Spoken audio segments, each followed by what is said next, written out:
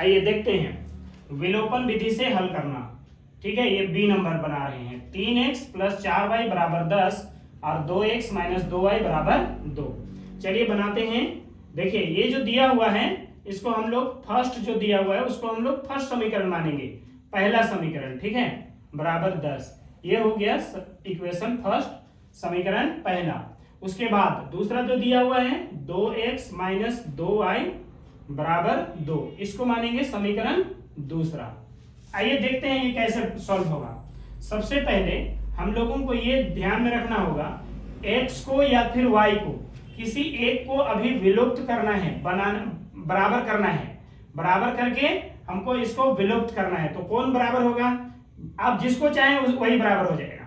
But यहाँ पर आसान दिख रहा है, देखिए 4y है, ये 4y बनने में बड़ी आसानी लग रहा है। ठीक है, यानी कि यहाँ पर 2 से अगर गुना कर दें इसको तो ये भी 4y बन जाएगा। तो करते हैं, इसको 2 से गुना करेंगे। इसको किसी से गुना नहीं करना पड़ेगा, ये 4 खुद है ना, तो 2 से यहाँ पर गुना हो जाएगा तो 4y हो जाएगा। और ये 4 खुद है इसलिए इसको नहीं गुना करेंगे। लेकिन चलिए फॉर्मेलिटी हम लोग क्या करेंगे, 1 से गुना कर देते हैं। ठीक है, तो चलिए लिखेंगे क्या, समीकरण पहला को 1 से, है ना, 1 से, तथा दूसरा को 2 से गुना करके जोड़ेंगे या फिर घटाएंगे। ठीक है, तो देखिए कब जोड़ेंगे और कब घटाएंगे पहले समझ लीजिए।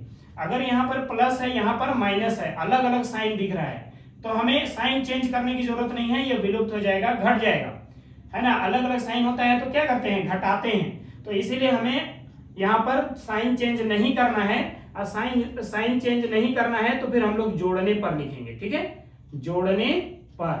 तो चलिए जोड़ते हैं। गुना पहले करेंगे, 1 से गुना करने का मतलब है कि इसको जैसे है वैसे ही उतार दीजिए। ठीक है, बराबर 10। अब यहाँ पर 2 से गुना करके लिखिए, 2 दूना 4x माइनस 2 दूना 4y और 2 दूना 4। ठीक है, अब चलिए यहाँ पर जब जोड़ना है साइन चेंज नहीं करना है, सीधे इसको काट देना है। 4y से 4y घटाएंगे तो 0, 3x और 4x टोटल हो गया 7x। ठीक है, आगे देखिए यहाँ 10 और 4 जोड़ दीजिए, कितना आएगा, 14।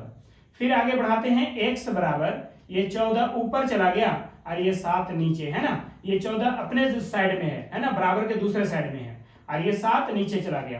क्योंकि ये गुना में है, भाग नहीं आएगा। भाग मतलब कि नीचे, 7 एका 7 और 7 दूना 14। तो x बराबर कितना मिल गया हमें, 2। x बराबर 2 मिल गया। अब ये x का मान जो 2 आया है इसको समीकरण दूसरा में रख देंगे। अच्छा, पहला में भी रखेंगे तो आएगा, चलिए यहीं पर रखते हैं। ठीक है, x का मान आप अपना कॉपी के नीचे लिखिएगा, है ना, यहाँ पर जगह कम है इसलिए हम बगल में लिख रहे हैं। x का मान समीकरण